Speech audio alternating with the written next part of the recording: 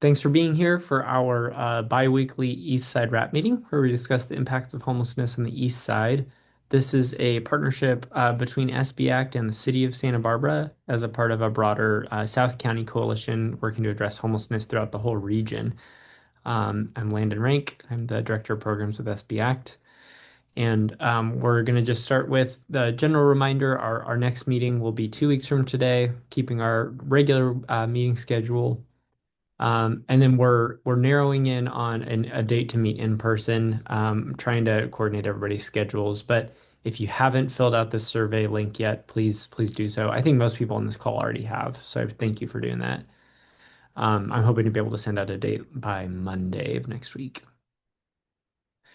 Um, Let's see. We usually start with just general check-ins from the community before we go to all of our service providers. I did want to share an announcement too, just that the Faro Center over on Chapala Street, as of August 1st, has switched to an appointment model. So for those of you who were just referring people to walk up, they can't do that anymore, but they can either set an appointment online. We have a booking page at sbac.org/Faro Center, or service providers and police and code enforcement, whoever from any of those agencies is able to refer an individual by giving them like a business card that they would then present when they check in. We are letting people know they have to have a kind of a specific goal that they're working on while they're here. So it's not a place to just get relief service, like just get a meal.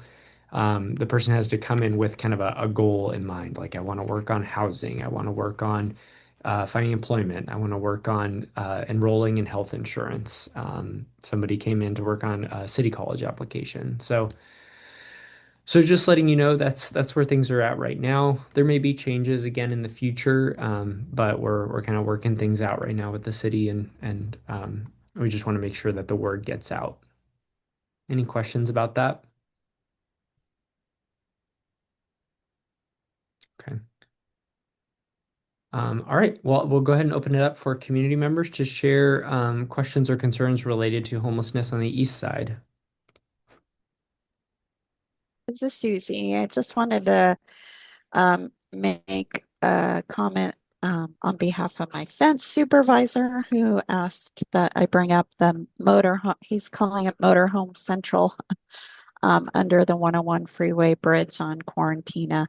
So if there's any outreach again that we can try to encourage or dissuade the individuals that park there.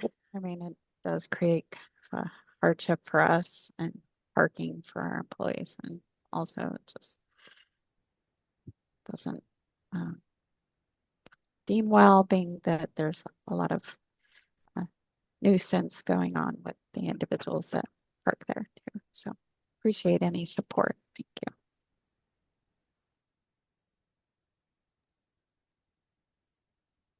Yeah, thank you, Susie. This was the area I submitted via SB Connect. And I know Andrew, you had responded as well. So I know there's a lot of different parties that are looking at this and the other areas right now. I'm sorry, Barbara, I think I cut you off. No, no, no, not at all. I just we're really challenged by these folks who are very entrenched, and a number of them are not open to the outreach and services that have been offered to them. And so I know Lieutenant Beltran, you have to change your, because I just lean into the name and I know Lieutenant is there. Um, and his team are doing everything they can to on the enforcement side to have some sort of change in the behaviors there. We are, we were looking at parking regulations, Susie, for quite a while, but that also folds into, the enforcement side with PD and would be, the same type of ticketing that we've already been doing for folks that are not adhering to those regulations. And I will say it does not deter their behavior at all.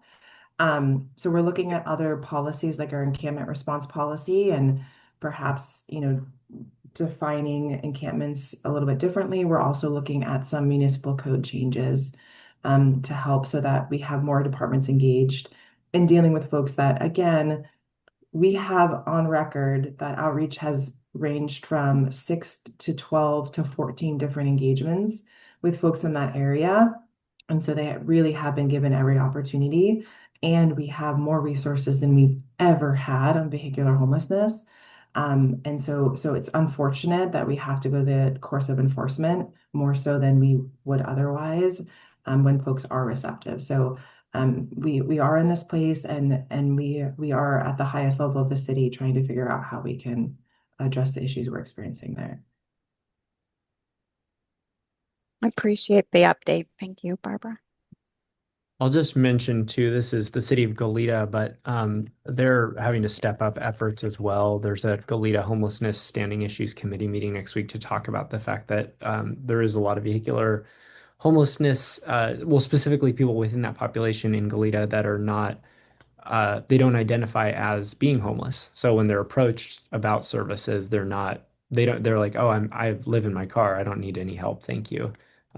So there's going to have to be some new strategies with some of these individuals for that reason as well. And Landon, we're dealing with really significant environmental impacts around these areas too. So, along with public safety, environmental issues are really escalating as well. Yeah. Jose, go ahead. Yes, my question about those who are, have their RVs and campers on quarantine. Have there been any arrests of any kind of illegal activity there, like maybe doing drugs, dealing drugs, and any other kind of illegal activity? I'm just wondering if these people have been cited or been arrested for that sort of thing. That's my question. I could kind of speak a little bit to that because I don't have statistics, I guess, ready right now for a specific range, but we go down there pretty frequently, and I would just say that regularly they are cited and oftentimes arrested for mostly drug activity. There's other violations that are present sometimes that they get arrested or cited for, but the primary I would say is drug related. Yeah, and one more question. What about, let's say, warrants for their arrests? Has there been that's that as well? Yes, that's also a lot of those warrants stem from past drug arrests in the same area. So yeah, it's kind of like a circular thing. They'll often get cited or arrested for a drug offense, and then a month or two later, they'll be arrested for a warrant for that violation. And oh yeah, one more question. What about impoundment of the RVs or the campers? Has that taken place as well, or not so much? I would say not so much. I wouldn't say that it has not happened because it has happened, but I would say that's much more rare. The criteria that we have to go by for impounding vehicles, it's not as simple as just impounding a vehicle because someone was arrested from the vehicle. It still has to meet certain other requirements that are related to parking or anything else. We can't just tow a vehicle because someone was arrested from the vehicle. So oftentimes there's an arrest or a cite that's given, but the vehicle will remain at the site if it's legally parked. Okay. Thank you for that. No Appreciate it. problem. Mhm. We have a number of folks who just joined the call. I just want to let you know we're currently discussing the vehicular and homelessness, especially under the Quarantina underpass. And Landon, we apologize for being a little bit late, but the elected leaders forum was happening this morning as well. Yeah, no worries.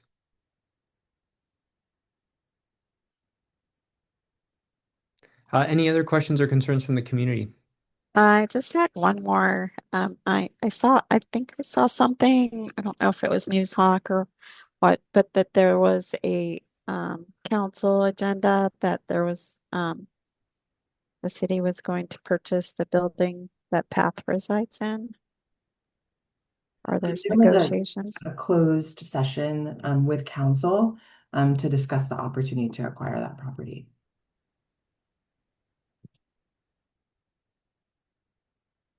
Thanks, Susie.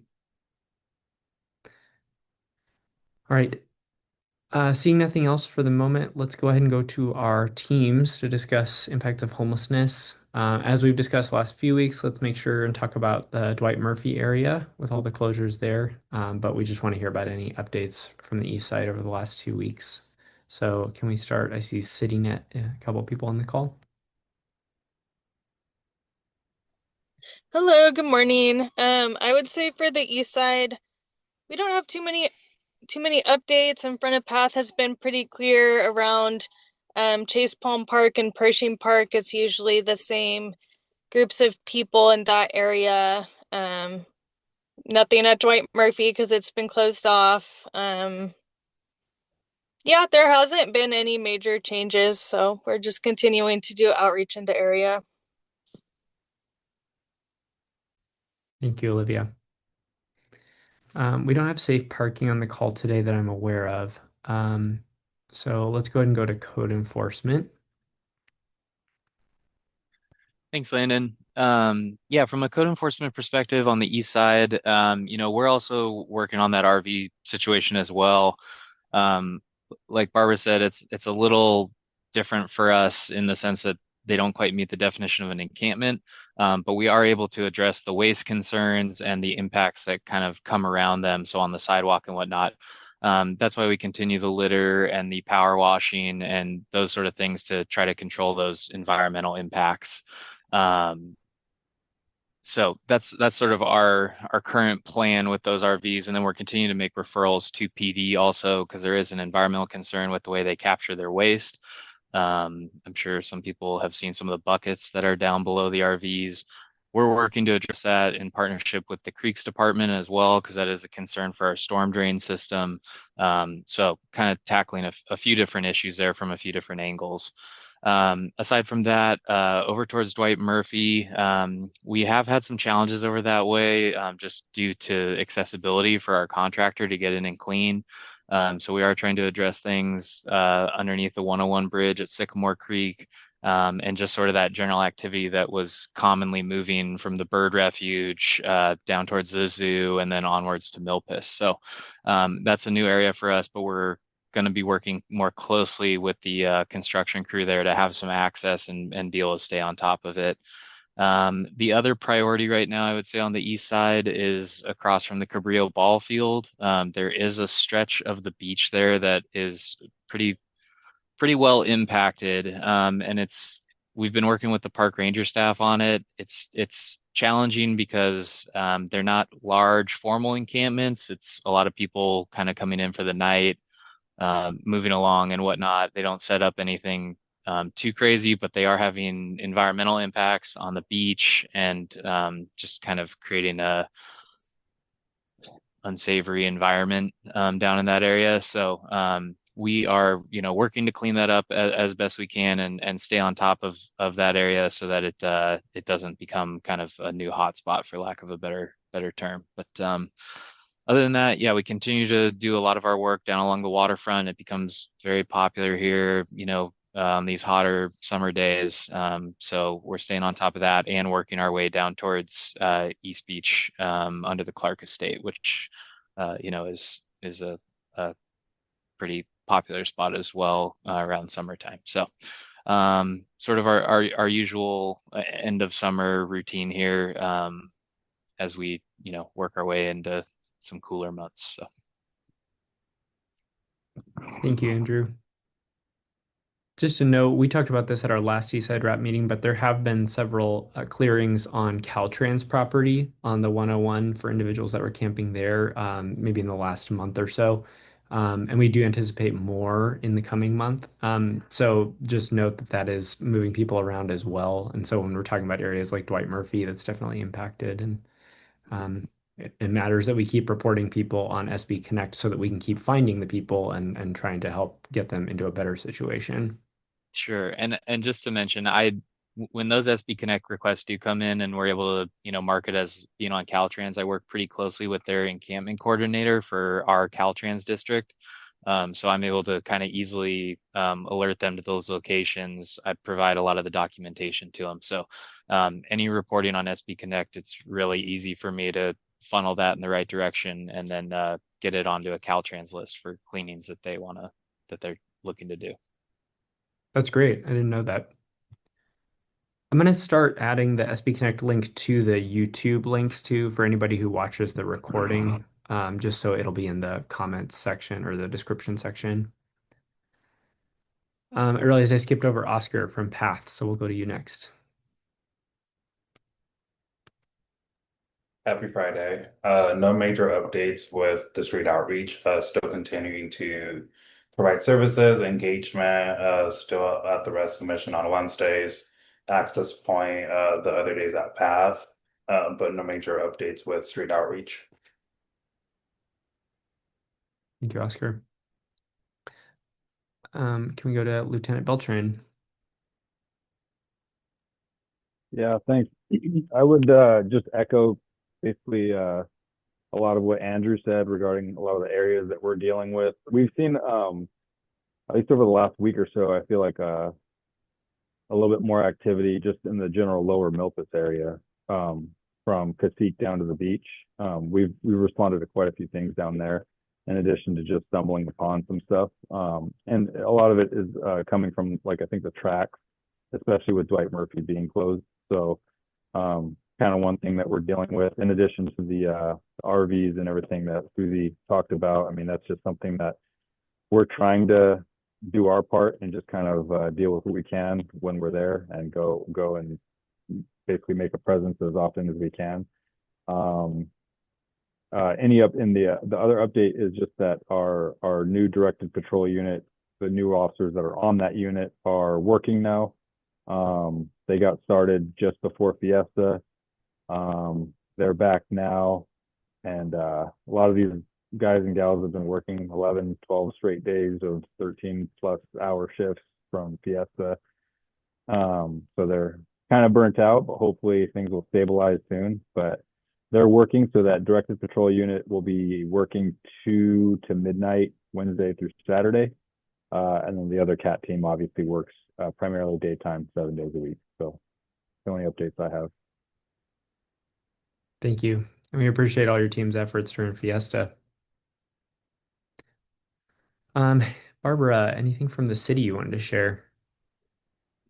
Yeah, I think I might have shared this last time because we have this quarantiner region that is one of our priority regions for the Encampment Resolution Fund grant program.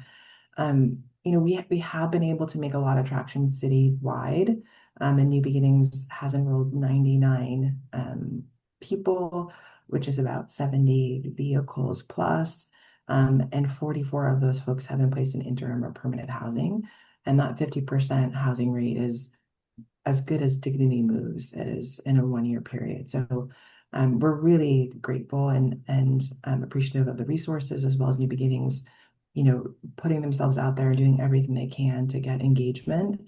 And I think, Susie and the employers in the region, we have some residents down there as well. It's hugely impactful in a very negative way. And I think we're challenged overall with how to address that. And I do think it's going to require policy changes, as well as municipal code changes for us to do that. So we're doing our best to juggle that with other things that are, emerging priorities.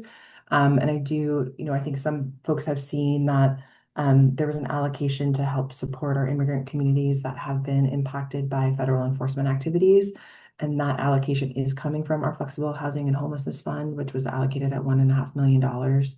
And the allocation for immigrant communities is about $500,000.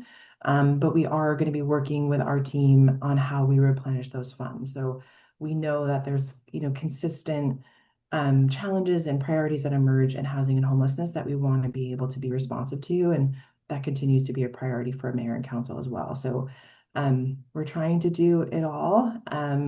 Some we're able to get more traction on than others, but I just want everyone to know on this call, like, this continues to be a priority for us. We are working tirelessly, code enforcement, PD, and beyond, to address the issues, and we'll continue to do everything we can to improve the situation in the neighborhood.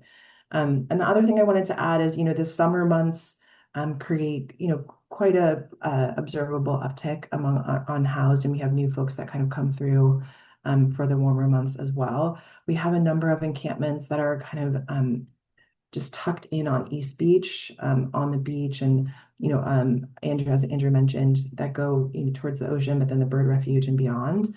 And that our team is both sitting at is doing regular outreach to that area, and PD and code enforcement and park rangers are also responding to those as well. But if folks have observations or individuals that need support, please let us know.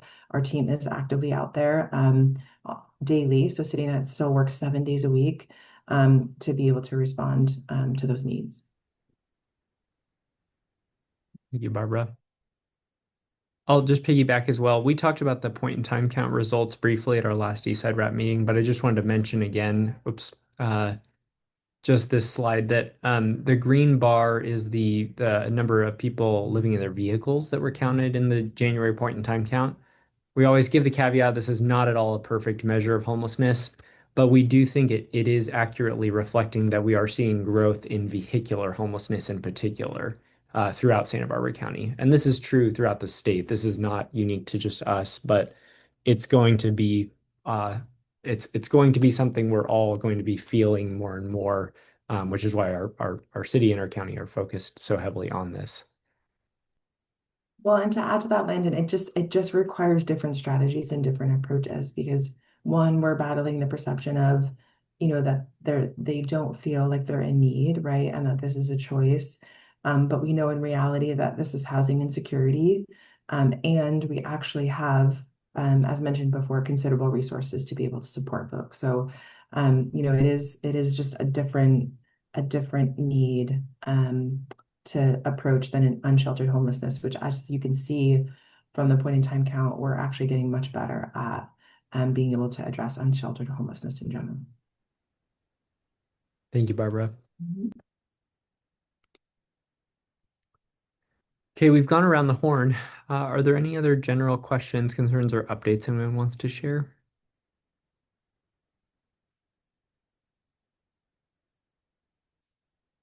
All right, I'm not seeing anyone.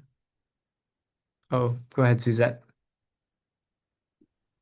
Hi, I just wanted to introduce myself. My name is Suzette, and I'm taking over for Jerry while she's on maternity leave the next 6 months from the rescue mission.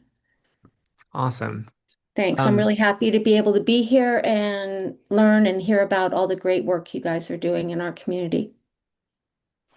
Thanks for introducing yourself. While we have you, do you want to just share any general updates about the rescue mission? We just like to hear from all the different Eastside service providers on these calls. Yeah, no problem. We have continually been full in our shelter beds for the men and the women. And we've had extra focus this week in trying to clear our sidewalks of large piles of possessions. And we've been successful. I've been going out there every hour the last 2 days, and we got a lot moved away, and we're happy about that. I'm sure it will pile up again. We are continually having intake meetings for our transition beds and both the men and women's recovery programs. Thank you, Suzette. We appreciate it. Thanks. I just I just wanted to quickly add for you, Suzette, the Yananali corridor is cleaned by our contractor staff every Thursday morning. So if there's ever any sort of additional waste or anything like that over the week that's accumulated and you need our assistance, we're happy to collect and clean, and anything that is being discarded, we can definitely handle that. So please don't hesitate to reach out to me if you need anything. Thank you so much. That is a great resource for me Yeah. to know about because I'll I'll there's a put lot my of piles. okay, I'll put my info in the chat so you can reach out if you have any questions or anything like that. Thank you so much. Okay. I just want to emphasize for everyone here too that Rescue Mission is our only first come first serve emergency shelter in the city. Path beds are program designated. Obviously, Pat does everything they can to accommodate someone in need, but rescue mission is it for us. So we're just so grateful that we have that resource in our community and have the collaboration. So thank you. Anything else I while we're have all to together? say that we've hired some from the rescue mission, so we Mm, believe in second chances. So Suzette, thank you for all the good work that you're doing too. that's great. Thank you. Anything else? Well, I mentioned this at the top of the meeting, but this is last chance to fill out the poll. We're trying to pin down the date for an in-person Eastside Rap meeting so that we can do this in the flesh. So if you would, if you haven't yet, go ahead and click on that link in the chat. I've got most of your responses already, so I think we're almost ready to pin down the date. But if there's nothing else, I think we'll go ahead and adjourn for the weekend. Hope everybody has a good fiesta-free, mellow, calm, and very hot weekend. Thank you, everyone. Thank you all.